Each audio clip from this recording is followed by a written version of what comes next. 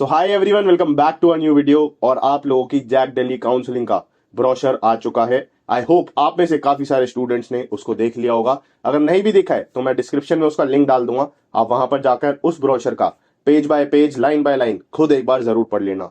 बाकी जो कुछ इंपॉर्टेंट डेट्स हैं या फिर इंपॉर्टेंट चीजें हैं मैं आज की वीडियो में कवर करने वाला हूं, तो आज की वीडियो को एंड तक देखना। और बाकी जो फ्री काउंसलिंग का था वो भी हम इसी वीडियो में डिस्कस करेंगे, तो उसकी भी सारी डिटेल्स आपको डिस्क्रिप्शन में और इस वीडियो में आगे देखने को मिल जाएगी। तो कुछ इंपॉर्टेंट डेट्स की पहले बात कर लेते हैं। तो आप लोगों का 21 मई से सारे रजिस्ट्रेशन शुरू हो गए हैं और 2 जून तक आप लोगों के रजिस्ट्रेशन चलने वाले हैं। हर कोई स्टूडेंट जो भी जैक दिल्ली के आईजीडीटीयू, DTU, NSUT, triple IT Delhi, इस बार डीएसयू जो हमारा 5th कॉलेज होता था जैक दिल्ली के ब्राउचर में, कहीं पर भी उसका नाम नहीं है, तो पता नहीं अब उसकी काउंसलिंग कैसे होगी, क्या होगा। But this time only 4 colleges are there in JAC Delhi counselling, जिसके मैंने आपको नाम बता दिए हैं। और इसके लिए आपको 1500 रुपए फीस पे करनी है, एप्लीकेशन फीस। और एप्लीकेशन फीस करने के लिए 2 आपके पास डेट्स है, या तो आप अभी 21 तारीख से 2 जून के बीच में कर दो फिल, नहीं तो राउंड 1 का रिजल्ट आने के बाद आप 19 जून को दोबारा से अपनी रजिस्ट्रेशन और चॉइस फिलिंग कर सकते हो। चॉइस फिलिंग आपको अभी ही कर लेनी है, आपके जो भी कॉलेजेस आप लेने वाले हैं उसके हिसाब से। बट ऐसा नहीं है कि आपको आज कल परसों में जल्दी से जल्दी इसको करना है। आप चाहो तो आराम से अपना टाइम लेकर, अपनी काउंसलिंग करा के, अपने बड़ों से गाइडेंस लेकर इसको आराम से भी कर सकते हो। इसलिए इसमें जल्दबाजी मत मचाना, इसको जितना आराम से, जितना सोच समझ के करोगे उतना अच्छा है। और ऐसा भी नहीं है कि आप लोग अगर थोड़ा लेट कर दोगे तो टेक्निकल एरर आ जाएगा, ऐसा होने की प्रोबेबिलिटी बहुत कम होती है। इसलिए सोच समझकर 2 जून से 2-3 दिन पहले, लास्ट मई में भी आपने अगर कर लिया लास्ट की डेट्स में, तो भी कोई प्रॉब्लम नहीं है, आराम से आप लोगों की चीजें फिल हो जाएंगी। अब कुछ और इंपॉर्टेंट चीजें मैं आपको बता देता हूं। तो भाई 19 जून को 2nd राउंड का रिजल्ट आने से पहले आप अपनी चॉइस फिलिंग कर सकते हो और आप अपना रजिस्ट्रेशन भी कर सकते हो। जो बच्चे अभी चॉइस फिलिंग में शायद कोई गलती कर देंगे, शायद मैं बोल रहा हूं क्योंकि कहीं पर भी ऐसा मेंशन नहीं है कि आप चॉइस फिलिंग दोबारा चेंज कर सकते हो, बट जहां तक मुझे लगता है ऐसा चांस होगा कि आप चेंज कर सकते हो, तो 19 जून को आप अपनी चॉइस फिलिंग दोबारा चेंज कर सकते हो अगर अभी कुछ गलती हो जाती है तो। बाकी 99% कोई गलती मत रखना, वो 0.1% या 1% गलती हो जाती है उसके लिए। उसके अलावा डीटीयू अब की बारी हमारा जैक दिल्ली की काउंसलिंग कंडक्ट करा रहा है, तो सारी चीजें अब की बार डीटीयू के अंडर है। बट एक चीज आपको ध्यान रखनी है, जब आपको सीट मिल जाएगी, सीट मिलने के बाद जब आपको कॉलेज में अपने डॉक्यूमेंट वेरिफिकेशन के लिए जाना होता है, तो हमारे टाइम पे क्या होता था, जब मेरा डीटीयू में एडमिशन हुआ था तब हमें सबको एक ही कॉलेज में रिपोर्ट करना होता था जो भी काउंसलिंग कंडक्ट करा रहा था। जैसे डीटीयू में एनएसयूटी के बच्चे को भी जाना होता था और ट्रिपल आईटी दिल्ली बच्चे को जाना होता था। बट अब ऐसा नहीं है। आप अगर एनएसयूटी में फर्स्ट राउंड में आपको ब्रांच मिली है तो आप फर्स्ट राउंड में एनएसयूटी में डॉक्यूमेंट वेरीफाई कराओगे।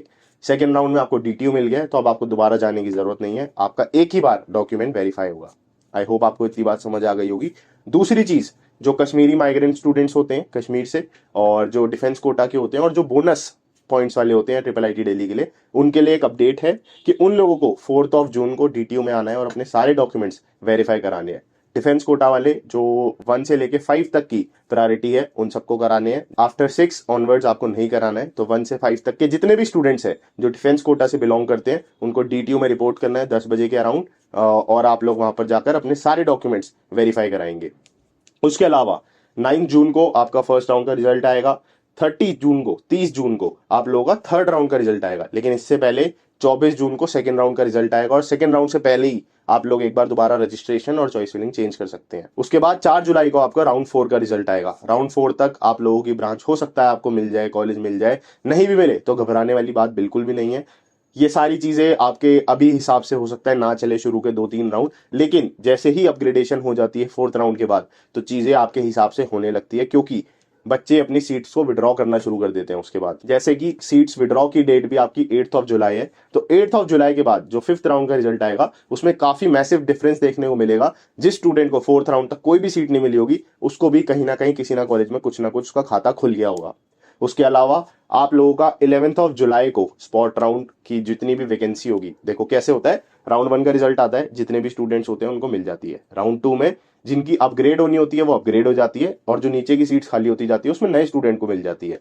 ऐसे ही राउंड 3 राउंड 4 तक चलता है, इसमें कुछ मेजर डिफरेंस नहीं आता है, इसलिए घबराना भी मत, ठीक है ना। क्योंकि आप लोग फिर कमेंट करना शुरू करते हो, भैया अपग्रेड ही नहीं हो रही, भैया आपकी बारी एडमिशन होगा या नहीं होगा।